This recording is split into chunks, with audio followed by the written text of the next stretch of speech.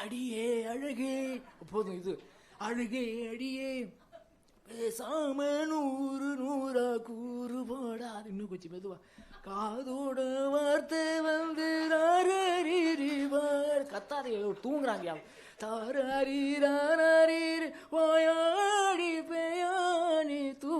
தூக்கி போற. அனைவருக்கும் இனிய மாலை வணக்கங்கள். நிச்சயமா ஒரு புதுமையான ஒரு நிகழ்வு தான். திரைப்படத்துக்கு வந்து இசை வெளியீடு நிறைய கேள்விப்பட்டிருக்கோம். இது கதை வெளியீடு. அந்த மாதிரி நம்ம டைரக்டர் வந்து கதை படிக்கிறோம் படிச்சுக்க அப்படின்னு சொல்லி கெத்தாக ரிலீஸ் பண்ண ஒரு ஃபங்க்ஷன் வச்சுருக்காரு. இது வந்து ரொம்ப இமோஷ்னலாக ஒரு ஸ்பெஷல் டே இன்னைக்கு. எனக்கு வந்து ஒரு இமோஷ்னலாக வேறு லெவல்லையும் இந்த ஈவினிங் வந்து ஒரு கனெக்ட் ஆகுது. ஏன்னா 20 வருஷம் முன்னாடி நான் இயக்குனரை சந்திச்சிருக்கேன். நான் இந்த சந்திப்பு அவருக்கு ஞாபகம் இல்லை. இதை பற்றி பேசினாலே டக்குன்னு அடுத்த டாபிக் ஓடிடுவார். 20 வருஷம் முன்னாடி அந்த பிரிவோம் சந்திப்போம் பார்த்திபன் கனவுலாம் வந்து ரொம்ப பரபரப்பாக இந்த மாதிரி ஒரு நல்ல ஒரு சென்சிபிள் ஃபிலிம்ஸ் சென்சிபிள் டைரக்டர் தமிழில் இருக்கார். இப்போ இந்த மாதிரி தான் டைரக்டர் தான் நமக்கு தேவை. இந்த மாதிரி டைரக்டரோட தான் நம்ம ஒர்க் பண்ணோம். ஸோ அப்போ வந்து 20 வருஷம் முன்னாடி சினிமாவில் நடிக்கணும்னு எனக்கு தீராத ஒரு காதல் இருந்தது. எனக்கு ரொம்ப ஆசை நடிகன் ஆகணும்னு சொல்லி. ஸோ திருமணத்துக்கு முன்னாடி அந்த ஐடியில் ஒர்க் பண்ணிகிட்ருக்கேன். ஸோ யாரோ ஒரு காண்டாக்ட் மூலமாக இவரோட நம்பர் கிடச்சிது, இயக்குனரோட நம்பர் கிடச்சிது. இவரோட கிளாஸ்மேட் வந்து என்னோடய ஃப்ரெண்டோட ஆஃபீஸில் கொலீக் அந்த மாதிரி. ஸோ ப்ரெஷர்லாம் போட்டு ஒரு சந்திக்கக்கூடிய ஒரு வாய்ப்பு, ஃபோன்லாம் பேசி. ஸோ ஒரு மறக்க முடியாத ஒரு சந்திப்பு அது. நீங்கள் இந்த சந்திப்பு கேட்டிருப்பீங்க. இசைஞானி இளையராஜா வந்து ஜெயகாந்தனை சந்தித்ததை பற்றி அவரே ரொம்ப காமெடியாக சொல்லுவார். பிரதர்ஸ் எல்லாம் போய் அந்த சினிமாவுக்காக தேனியிலேருந்து வந்திருக்காங்க. ஸோ பாரதி ராஜா எல்லாரும் போய் ஜெயகாந்தன்ட்ட உட்காந்து இந்த மாதிரி நாங்கள் கம்யூனிஸ்ட் பார்ட்டிலலாம் ஒர்க் பண்ணியிருக்கோம், எங்களுக்கு சினிமாவுக்கு உங்களை நம்பி தான் வந்திருக்கோம், கொஞ்சம் கை காட்டி விடுங்க அப்படின்னு அதை கேட்கும்போது அவர் பயங்கரமாக ஜெயகாந்தன் கோவம் வந்துருச்சான். யாரை நம்பி வந்தீர்கள்? என்னோட அனுமதி இல்லாமல் நீங்கள் எப்படி என்னை நம்பலாம்? இந்த ரேஞ்சில் திட்டி அனுப்பிச்சி விட்டாராம். ஸோ அதை இசைஞானி ரொம்ப வேடிக்கையாக சொல்லுவார். எங்களோட சந்திப்பு கிட்டத்தட்ட ஆல்மோஸ்ட் அது மாதிரி தான், ஒரு டிக்னிஃபைட் வெர்ஷன். போனவொடனே கேட்டார், என்ன வேலை பார்க்குறீங்க? நான் ஐடியில் தான் ஒர்க் பண்ணிருக்கேன்.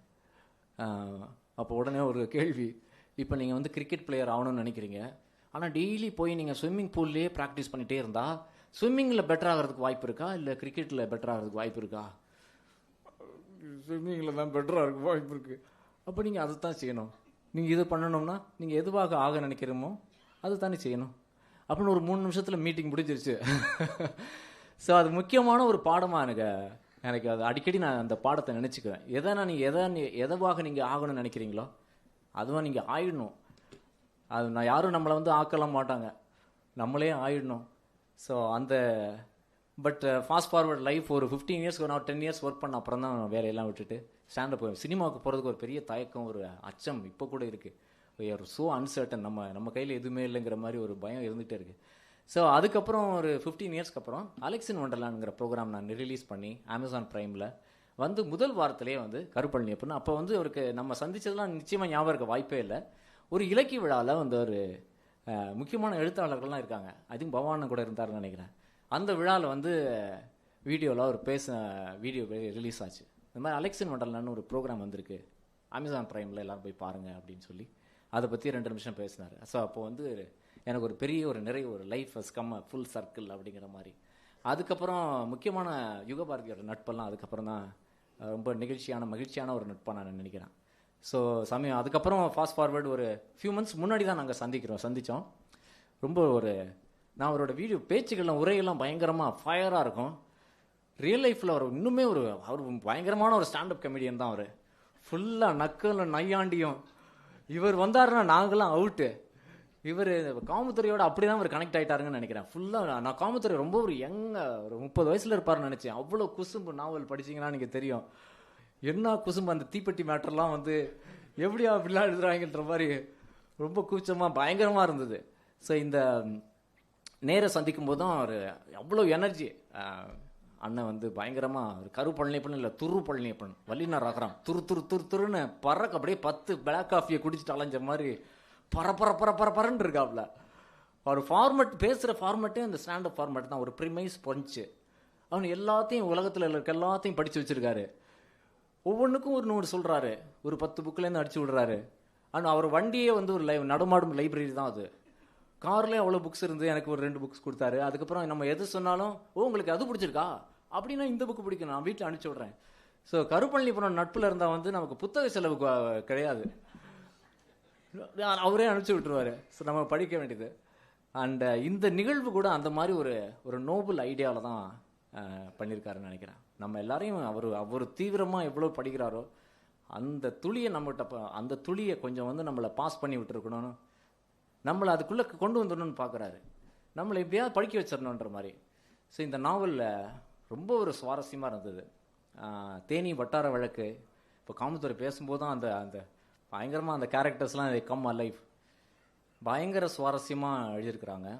அவரோட நடையும் பயங்கரமாக அந்த கிண்டல் தான், கேலி கிண்டல் நையாண்டி, அதுக்கு கீழே பயங்கரமான ரொம்ப அழுத்தமான ஒரு கதை தான், அழுத்தமான ஒரு கதை. இப்போ தான் சொன்னாங்க எல்லாருமே, இதுக்கு அடிநாதமாக இருக்கிறது குடி. நான் வந்து குடி அப்போ பாதி நாவலில் நான் வந்து அண்ணனுக்கு ஃபோன் பண்ணி சொன்னேன், முடியல நானே டி அடிக்ஷன் சென்டர் போகணும் போல் இருக்கு, விடாமல் குடிக்கிறாங்க, ஒரு 2 பேஜ் குடிக்காம இருங்கடா, கொஞ்ச நேரம் இந்த சரவணனை கொஞ்சம் வர விடுங்கன்னா இப்படி போகிறான் அப்படி வந்து குடிச்சிட்டு வந்துடுறான், இப்படி மாற்றி மாற்றி குடியாய் குடியிருந்து நீங்கள் டைட்டில் வச்சுருங்க அப்படின்னு சொன்னேன் நான். இந்த ரஜினிகாந்த் சொல்லுவார்ல, இந்த ரஜினிலாம் ஒன்றுமே இல்லைங்க, இப்போ நீங்கள் பார்க்குற ரஜினி ஒன்றுமே இல்லை, அந்த ஒரு பேட் ஹேபிட்னால this is what I am அப்படின்னு. இதை விட நான் பெரிய விஷயங்கள்லாம் பண்ணியிருப்பேன். ஸோ தமிழ்நாட்டை ரொம்ப ரெலவெண்ட்டான ஸ்டோரின்னு நான் நினைக்கிறேன். தமிழகத்தை ரொம்ப அழித்த ஒரு கலாச்சாரம் சொல்லி தான் இந்த குடி கலாச்சாரத்தை நம்ம பார்க்குறோம். நிச்சயமாக குடி முழுகி போச்சு மாதிரி, குடியால் முழுகி குடியில் முழுகி குடியை கெடுத்து, ஸோ அதை கொண்டாடின காலங்கள்லாம் திரையில் வந்து குவார்டர் அடிச்சுட்டு குப்புறப்படுக்கிறோம் அப்படிங்கிற அந்த கொண்டாடின காலங்கள்லாம் போய் ஒரு such a chat story. But எந்த வித ஜட்ஜ்மெண்ட்டும் இல்லாமல் இந்த மாதிரி நம்மளை அழிக்குது அந்த மாதிரி எந்த வித ஒரு இதுவும் சொல்லாமல் மேலே அந்த கொண்டாட்டம் தான், மேலே இந்த சமையல் கலைஞர்களோட வாழ்க்கை வந்து அப்படியே கொண்டாட்டமாக போயிட்டே இருக்குது. அண்ட் ஃபைனலாக அந்த சிவா சொன்ன மாதிரி அந்த சரவணனோட அந்த ஆக்ஷன் ஆட்டோலேருந்து அவன் பண்ணுறது வந்து ஒரு நம்பிக்கையோடு முடித்த மாதிரி இருந்தது. அண்ட் நிறைய அரசியல் பேசியிருக்கிறாரு அஃப்கோர்ஸ் காமத்துறை. இந்த அரசே வந்து மதுக்கடைகள் நடத்துறது வந்து இந்த பிரச்சனையை தீவிரப்படுத்துது அப்படின்னு நிறைய பேர் சொல்கிறாங்க. அதை டச் பண்ணல. ஸோ இயக்குனர் என்ன இதை பற்றி படத்தில் பேசுவாரா அப்படிங்கிற இதை தெரிஞ்சுக்க ரொம்ப ஆர்வமாக இருக்கேன். இது காளி வெங்கட்டுக்கும் இது பயங்கரமான ஒரு சப்ஜெக்ட். இது மெட்ராஸ் மேட்டினி பார்த்து நான் அசந்து போயிட்டேன். என்ன நடிப்பு, என்ன சட்டெலாம் அடித்து தூக்குறாரு. இந்த படம் உங்களுக்கு கண்டிப்பாக ஒரு வேறு லெவலில் ஒரு தீனி போடும். அருமையான ஒரு களம் இது. நிச்சயமாக we are so looking forward and Justin Prabhakar so happy. இது வந்து ஒரு முக்கியமான இடம், உங்களுக்கு தெரியும். யுகபாரதி அண்ட் கருப்பழனியப்பன், வித்யாசாகர் இருந்த சேர் உங்களுக்கு ரெடி பண்ணி கொடுத்துருக்காங்க. And you totally deserve. கண்டிப்பாக ஜஸ்டின் வந்து எக்ஸ்ட்ராடினரி மெலடிஸ்லாம் பண்ணியிருக்காரு. அண்ட் இவங்க கூட்டணியில் வந்த பாடல்கள்லாம் வந்து இன்றைக்கும் பிளேலிஸ்ட்டில் இருக்குது. கனா கண்டேனடி தோழி பாப்பா, அந்த ஓப்பனிங் வந்து யுகபாரதியும் கருப்பழனியப்பனையும் வித்யாசாகரையும் தமிழர்களுக்கு கொண்டு சேர்த்த பாடல். அந்த மாதிரி நிறைய எனக்கு இந்த அற்றை திங்களும் ரொம்ப பிடிக்கும். ஒரு மாதிரி கல்ட் கிளாசிக் தான் அது. அற்றை திங்கள் வானிடம் அள்ளி செண்டோ நீரிடம், அப்புறம் என்ன சுற்றும் காற்று பூவிடம் சொக்கும் ராகம் யாழிடம் காணுகின்ற காதல் என்னிடம் தேடுகின்ற யாவும் உன்னிடம்.